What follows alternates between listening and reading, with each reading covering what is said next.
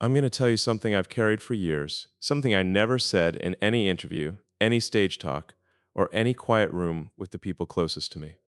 There's a version of me that most people know, the builder, the one who doesn't sleep, doesn't stop, doesn't bend, the one who talks about the future of civilization as if it's all he cares about. And in some way, that version is real. But here's what nobody knows about that man. He was changed, quietly, completely. Not by a rocket or a failure or the weight of $1 billion decision. He was changed by a person, by the way she looked at him, not at what he was building, but at who he actually was underneath all of it. That kind of change doesn't make headlines. It doesn't get written about. It just lives inside you, reshaping everything. Your decisions, your silences, your reasons for getting up in the morning. I never told anyone how much she changed me. Until now. I used to think I was self-made. I used to stand in the middle of everything I'd constructed, every system, every company, every sleepless idea that became something real, and I believed with complete certainty that I was the architect of myself, that the version of me walking through the world was the product of my own relentless will, my own hunger, my own refusal to accept limitation. I was wrong. Not partially wrong, not wrong in the way you are when you miss a variable in a calculation, wrong in the way that shakes the foundation, wrong in the way that makes you sit very still in a quiet room and realize the entire map you were using to navigate your own life was missing something essential. She was that missing thing, not because she handed me something I didn't have, not because she arrived like a solution to a problem, but because she looked at me, really looked, and somehow, in that looking, I began to see myself differently. There's a psychological principle that explains this. When someone who truly sees your potential holds a consistent vision of who you could be, they begin to sculpt you, not by force, but by presence, not by correction, but by belief. The way a sculptor doesn't create the figure in the stone, but reveals the one already waiting inside it. She revealed me. And here's what that actually felt like. Not in theory, not as a concept, but in real lived experience. It felt like being quietly disassembled, like watching parts of yourself that you'd called strength slowly reveal themselves as armor, like realizing that what you called focus was sometimes just the practiced art of not feeling things that scared you. It didn't hurt exactly.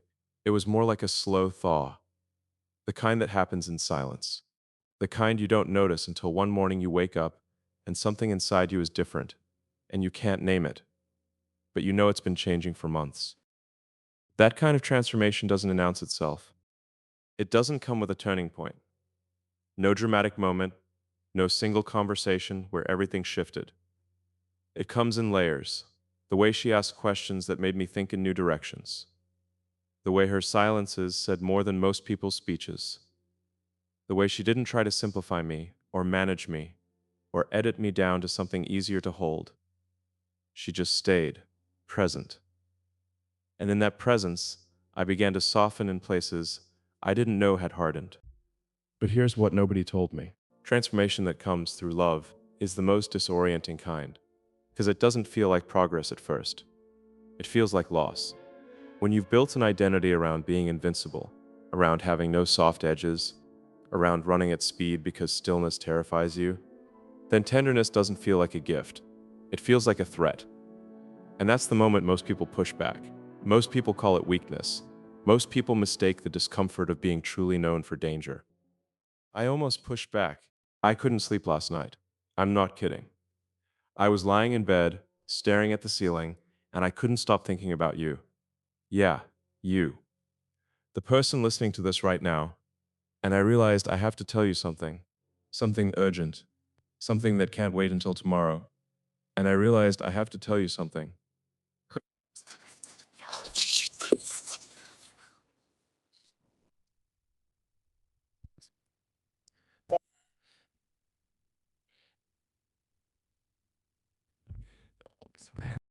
It wasn't. It was fear wearing a very convincing costume. She didn't argue with the fear.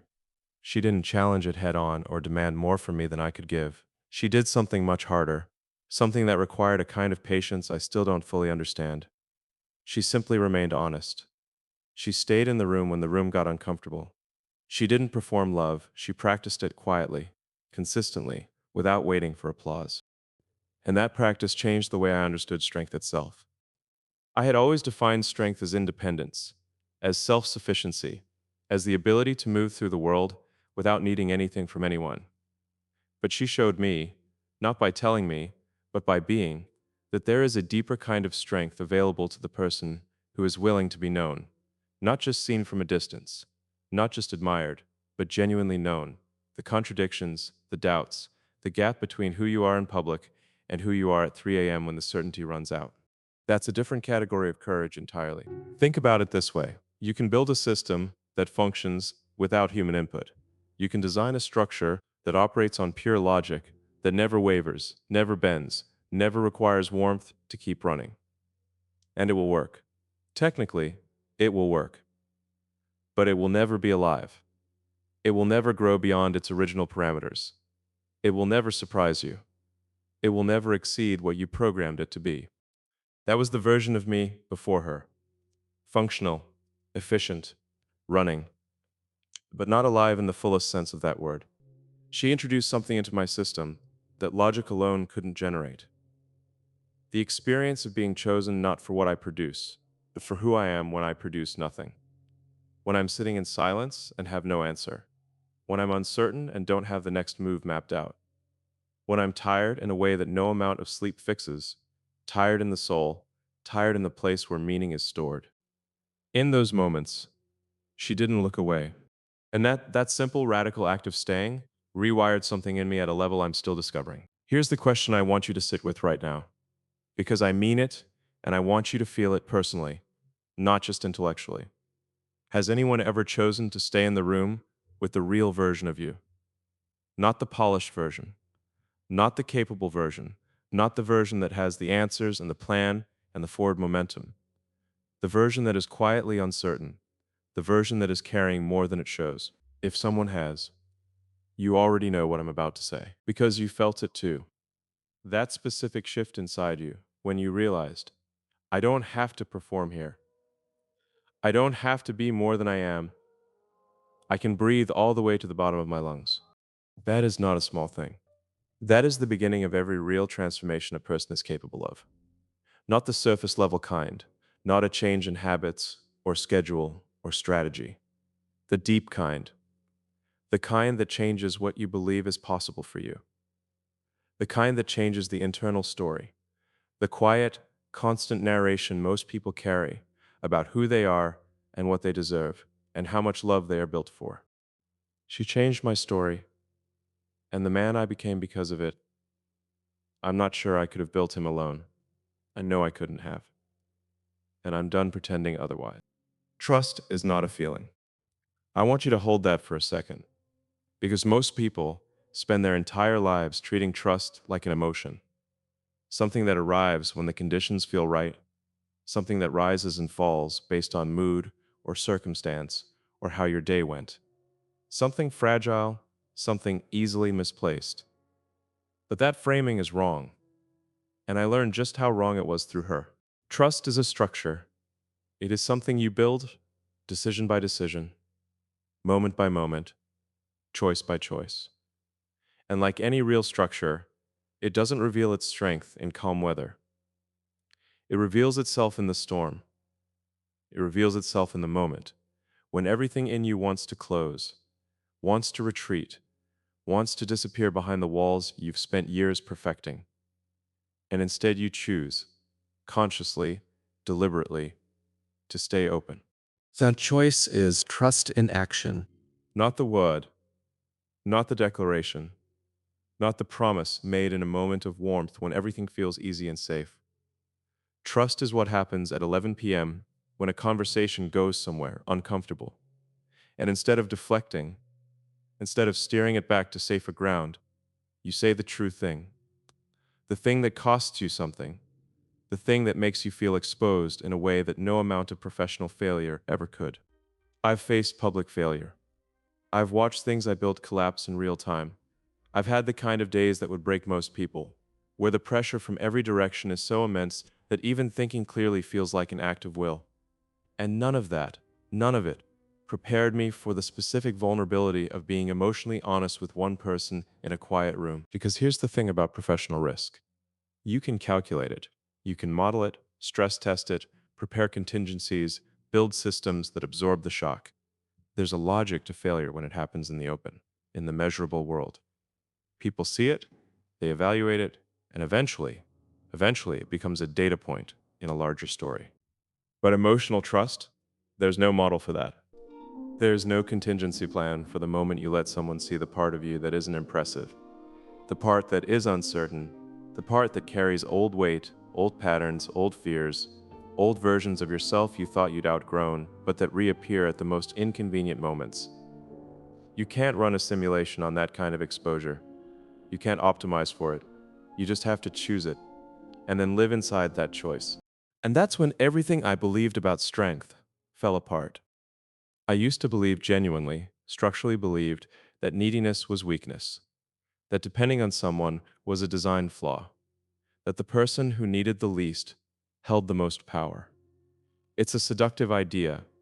It sounds like wisdom if you say it the right way. But it isn't wisdom.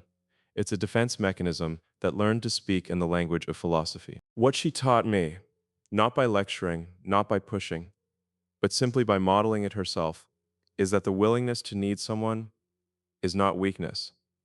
It is one of the most sophisticated forms of courage available to a human being. Because needing someone means accepting that you cannot control everything. It means acknowledging that your completeness is not entirely self-generated. It means admitting, quietly, without performance, that there is a part of you that becomes more alive in someone else's presence than it ever could in solitude. That admission terrified me, and then it freed me. There is a psychological reality at the foundation of every long-lasting bond. Safety must come before vulnerability, not the other way around. You cannot demand openness from someone who doesn't yet feel safe. You cannot rush the architecture of trust by skipping the load-bearing steps. And the most foundational load-bearing step is this: consistency. The small moments, the micro decisions that happen 100 times a day, where you either turn towards someone or turn away. She turned toward me, consistently, not dramatically, not with grand gestures designed to impress, but in the ordinary, unremarkable moments that most people don't think of as significant. When I was distracted, and she chose to wait rather than take it personally. When I was wrong and she said so, gently, but honestly, rather than simply agreeing to keep the peace. When I went silent in the way I go silent sometimes, pulling inward without warning, and she didn't interpret it as rejection. She just waited. She trusted the connection more than she feared the distance. And watch what that does to a person. Watch what happens inside you when someone consistently demonstrates, not through words but through behavior, that they are not going anywhere, that your complexity is not a problem to be managed, that your contradictions are not evidence of brokenness, but proof of depth. Something releases in you, a kind of chronic tension you didn't know you were carrying, simply begins to dissolve. And in that dissolution, you become capable of things, emotionally, creatively, relationally, that your defended self never could have accessed. This is not poetry, this is neuroscience.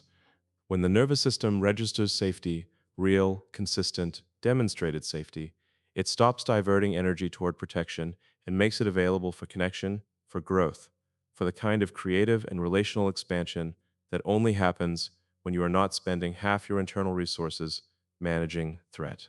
I became more because I felt safe with her, not less, more. My thinking became less rigid. My instincts became more calibrated. My patience, which had always been thin in personal spaces, even when I could apply it with extraordinary discipline and work, began to grow.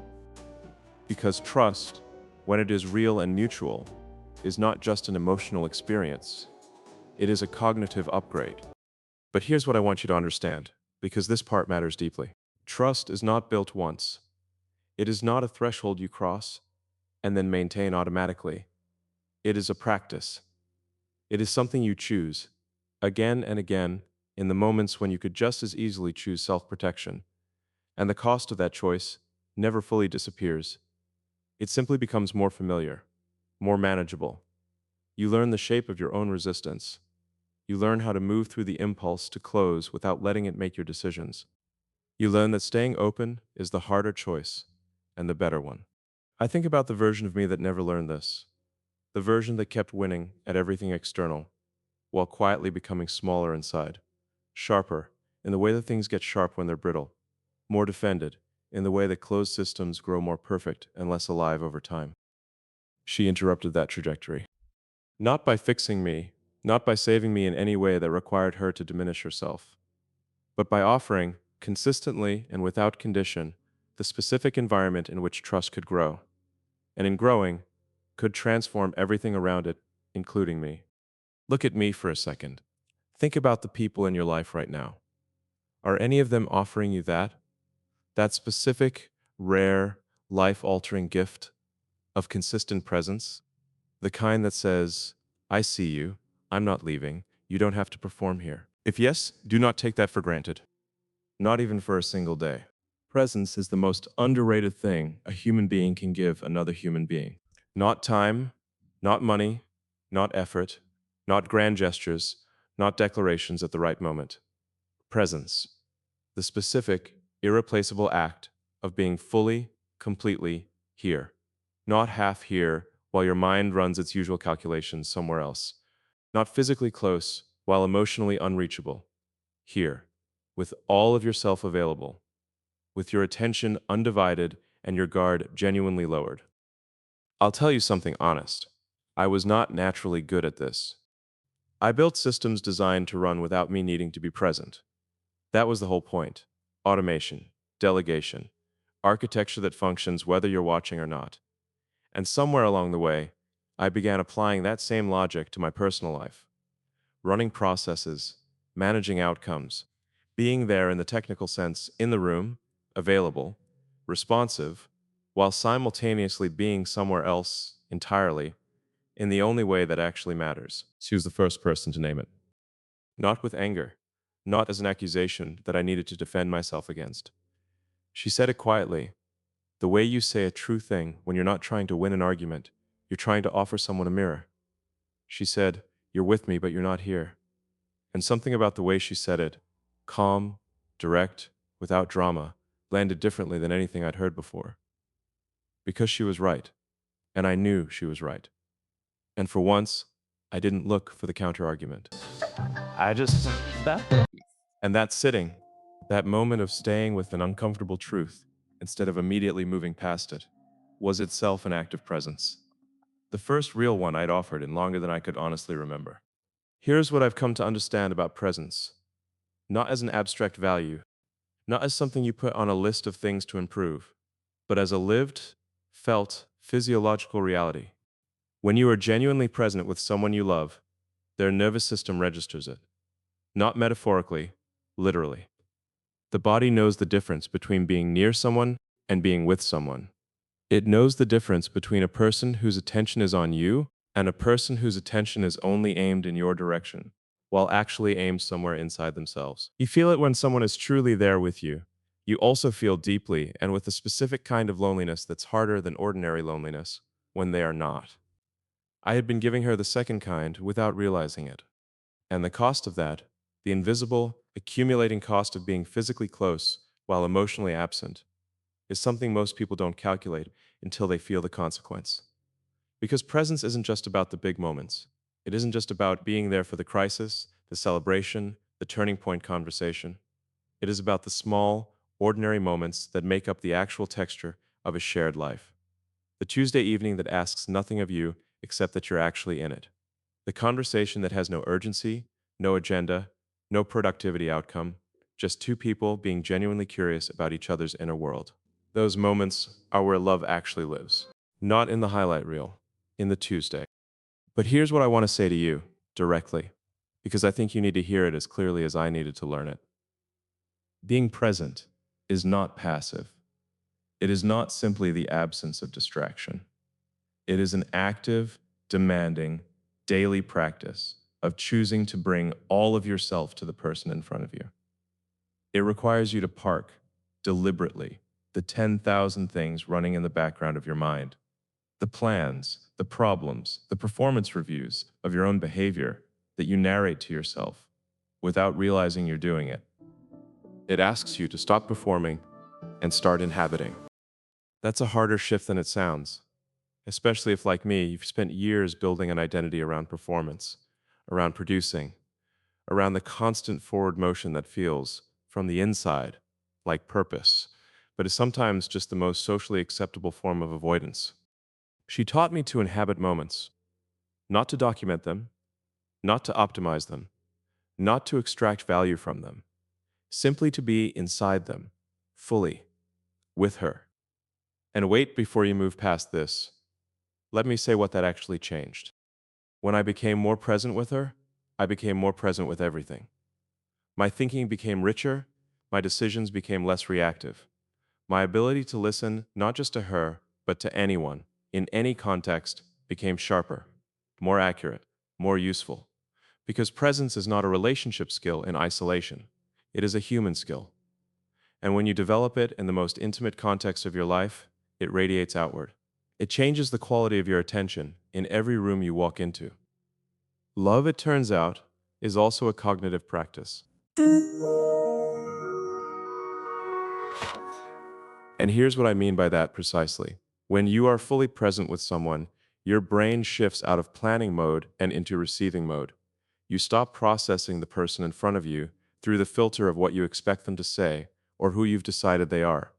You start actually hearing them, seeing them, picking up the signals that exist between words, in tone, in timing, in the particular quality of their silence. And that data, that rich, human, irreducibly complex data that you can only access when you are truly present, that changes everything about how you respond. She made me a better thinker by teaching me to be a better listener. Not a strategic, not a more efficient one, a more present. There's a difference. A strategic listener is gathering information to respond.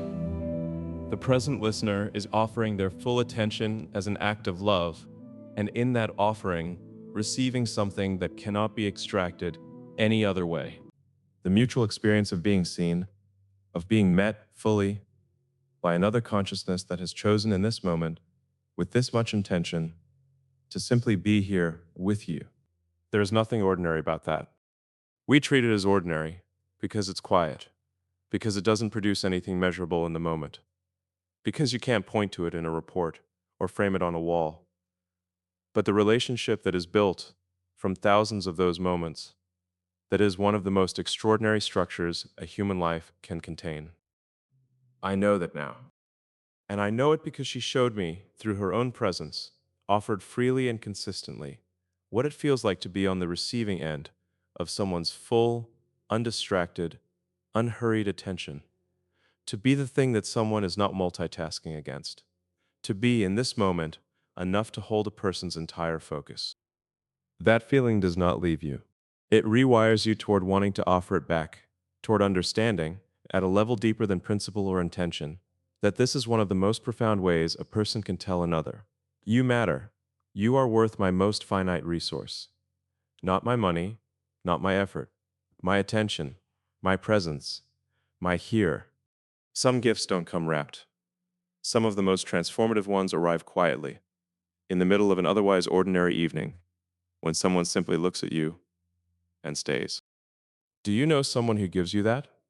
Who is fully, unhurriedly, genuinely there when they're with you? If you do, I want you to recognize it. Right now. Not later. Now. Because that quality is rarer than talent, and more valuable than almost anything I can name. And the people who offer it, the ones who choose presence over distraction, depth over convenience, they are quietly changing every life they touch, including mine. Nobody told me that love could make me more ambitious. I thought it was the opposite.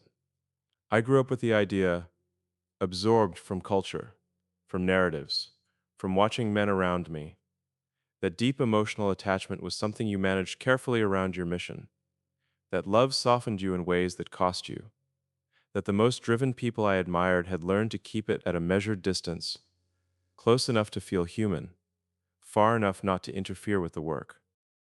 I believed that for a long time. I was wrong about that too.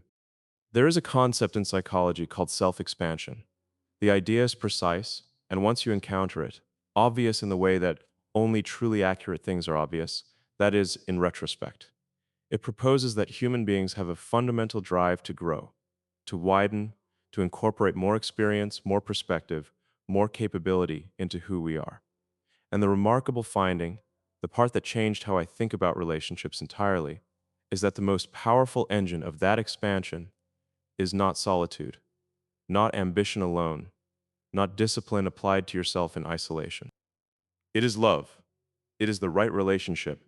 It is the specific, measurable, documented phenomenon of including another person so deeply in your sense of self that their knowledge becomes your knowledge.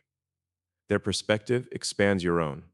Their way of seeing the world opens corridors in your thinking that you never would have found navigating alone. She expanded me, not by becoming part of my work, not by contributing to strategy or lending her intelligence to the problems I was solving, though she was more than capable of that.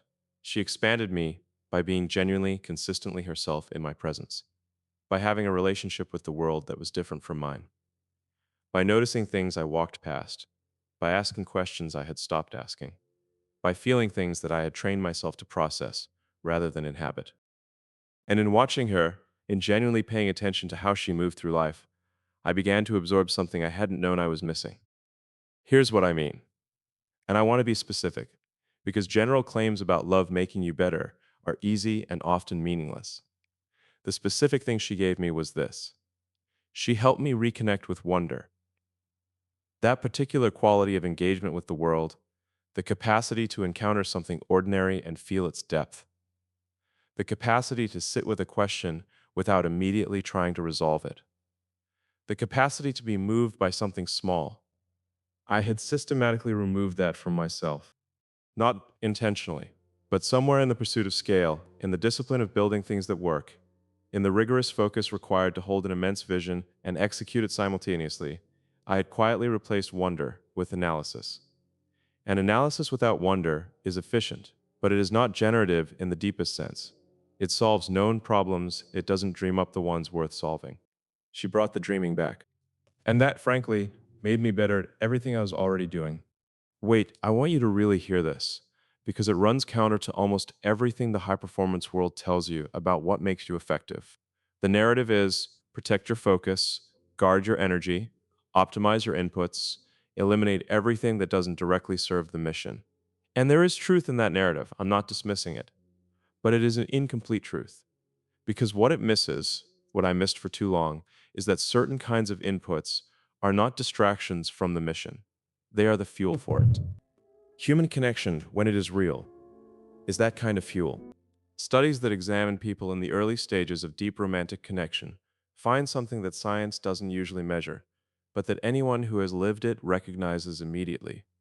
Measurable growth of the self-concept. More roles, more traits, more confidence, more perceived capability. Not because anything external changed, but because the experience of being fully accepted and genuinely seen by another person expands what you believe is possible for you. If you feel bigger, not in ego, in range. She made me bigger, in range. She made me capable of more emotional tones, more registers of thinking, more texture in how I approached problems, not just technical ones, but human ones, which are ultimately the ones that determine whether anything you build actually matters. Because here is the honest truth about building things at scale. The technical problems are hard, but they are finite. You can throw intelligence and resources and iteration at them until they bend. The human problems, the questions of what people actually need, what they actually feel, what moves them and what breaks them, and what makes them believe in something beyond the immediately visible. Those problems require a different kind of intelligence entirely. It requires emotional range, empathy that isn't performed but felt, the capacity to genuinely inhabit another perspective, not just model it from a distance. She grew that in me. And here's the thing I want you to sit with right now, because this is the part nobody talks about when they talk about ambition and love as separate domains. They are not separate. They feed each other when the relationship is real and the growth is genuine. The person who loves you, who truly, specifically, consistently loves the full version of you, is not a distraction from what you're building. They are part of the infrastructure. They are the stabilizing force that allows you to take larger risks everywhere else. Because the deepest kind of security, the kind that doesn't come from money or success or public recognition, but from being fundamentally known and chosen by one person, that security becomes a foundation. And foundations don't slow you down, they allow you to build higher. I've seen what I'm like without that foundation. I've operated in the mode of pure self sufficiency, where everything I needed I generated internally, where dependence on any person felt like exposure I couldn't afford. And what I produced in that mode was impressive by external metrics, but it was narrow. It had the specific narrowness of a person running entirely on their own fuel, recycling their own perspective, expanding only in the directions they already know how to expand. She introduced an entirely new direction, not by changing what I was building, but by changing who was doing the building, by incrementally, consistently, patiently expanding my sense of what I was capable of, emotionally, relationally, humanly. And because those capacities are foundational to everything else, the expansion she generated quietly propagated through every part of my life. That is not a small thing to receive from one person. That is honestly one of the most significant things that has ever happened to me. And I spent years not saying that out loud because I didn't have a language for it that didn't sound soft, didn't sound like something that needed to be protected from the public facing version of who I am. But soft is not the right word, not even close. What she gave me required more strength to receive than almost anything I've faced in any other arena. Because receiving growth, real growth, the kind that comes through love, means admitting you were incomplete. It means allowing another person to matter in a way that changes you. It means being willing to become someone slightly different than the person you arrived as. Most people resist that. I almost did too, and I will spend the rest of my life being grateful that I didn't. There is a philosopher named Viktor Frankl who survived conditions that should have destroyed every capacity for belief in anything and came out the other side with a single, iron willed conclusion about human existence. He said, "The salvation of man is through love and in love, not ambition, not intelligence, not the accumulation of achievement or the conquest of difficulty. Love." He didn't say it softly. He said it as a man who had tested the statement against the most extreme circumstances a human being can face and found it was still standing. I think about that a lot because I have tested it against something entirely different, against the specific circumstances of building and striving and moving at speed through a world that rewards output above everything else. And I arrived, by a completely different route, at a version of the same conclusion. Not because I'm wise, because she showed me. Because one person, by simply being herself in my life with consistency and depth, quietly demonstrated something that all my productivity and all my forward motion had never quite managed to prove. That meaning is not manufactured, it is received. You don't produce meaning the way you produce results. You don't engineer it. You don't optimize your way toward it or apply sufficient intelligence until it yields. Meaning is what happens when you are genuinely connected to something, to someone, to a vision that goes beyond what's measurable, and you feel, in a way that bypasses argument, that your being here matters, that the specific shape of your life, with its particular texture and weight and history, is not accidental. She gave me that, not by telling me I mattered. People say that. It's easy to say, and it lands lightly, because we know, somewhere underneath, that words without depth are just weather. She gave me meaning the way all real meaning is given, not through declaration, but through presence, through choosing me specifically, with full knowledge of what that choice contained. Not the polished public version, the entire thing, the contradictions, the silences, the places where I was more difficult than the world understood me to be. And in being chosen that completely, I understood something I had never understood before. Love is not a reward for being enough, it is what teaches you that you already are. That sentence took me years to understand, and I want to give it to you directly because I think it might be the most important thing I've ever worked out about the human experience. Most people move through life operating on an implicit belief that love is conditional. that it is something you earn by becoming sufficiently impressive, sufficiently stable, sufficiently unburdened by the messy parts of yourself that you haven't managed to fix yet. And so they keep working toward a version of themselves that they imagine will finally be worthy of being fully loved. But that version never arrives. There is always more to fix, always another layer of insufficiency to address before the real love can begin, always a reason to delay the vulnerability, to postpone the openness, to keep just a little more of yourself hidden until you are more ready. She didn't wait for me to be more ready. She loved me at the exact moment I was least prepared for it. Not at my most impressive. Not in the middle of a triumph. Not when I was operating at full capacity with everything under control. She loved me in the quiet moments, in the difficult ones, in the ones where I was uncertain and unpolished and more human than I usually allow myself to be in front of anyone. And that specific experience of being loved before you are ready for it is the most destabilizing and ultimately the most clarifying thing that has ever happened to me. Because it forced a question I had never honestly asked myself. Not, what am I building? Not, what am I achieving? But, what is it for? What is all of this actually in service of? When the noise falls away and the metrics stop mattering for a moment and you're sitting in real silence with the real shape of your life, what do you want it to have meant? I know my answer now, and she is part of it. Not as a footnote, not as context, as a structural element, as one of the things without which the whole construction changes character entirely. Viktor Frankl wrote that through love, the loving person is enabled to see the potential in the one they love, not just what is, but what could be, what ought to be, what is waiting to be actualized. And by seeing it, by holding it with steady vision, they help make it real.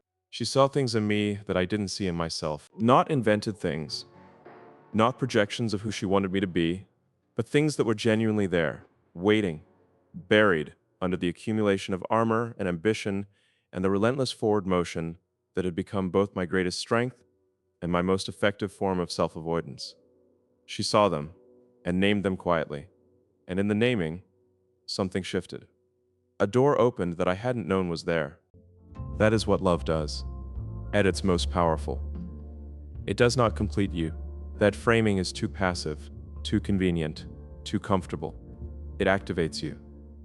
It reveals the dimensions of yourself that solitude alone, no matter how disciplined and intentional, cannot reach. Because there are things about yourself you can only discover in relationship. There are capacities that only exist when they are called into being by another person's genuine need for them. Your patience, your tenderness, your capacity for sustained care. These are not things you develop in isolation. They grow in the specific conditions that only love creates. She created those conditions for me. Every day, without fanfare, without requiring acknowledgement. Because that is what people who genuinely love you do. They don't keep score of what they're giving. They simply give, because the giving is consistent with who they are. Tempo. I want to be that kind of person. I'm still learning how, but I know the direction now. And knowing the direction, having a true north, that isn't abstract, but is embodied in someone specific, in a way of being that someone specific modeled for you. That knowledge doesn't leave you, even when circumstances change, even when distance enters, even when life moves in the complicated ways that life always moves. Your imprint remains, and that imprint is the most lasting thing I carry, more lasting than any company, more defining than any achievement.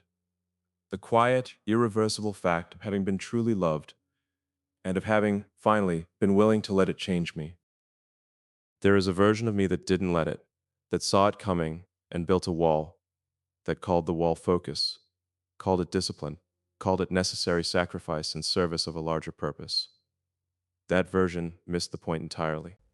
Because here's what I know now, with the kind of certainty that doesn't come from thinking, but from living. The larger purpose and the love are not in competition. They are not two things you balance against each other, constantly negotiating which gets more of you this week. When the love is real and the purpose is genuine, they point in the same direction. They reinforce each other.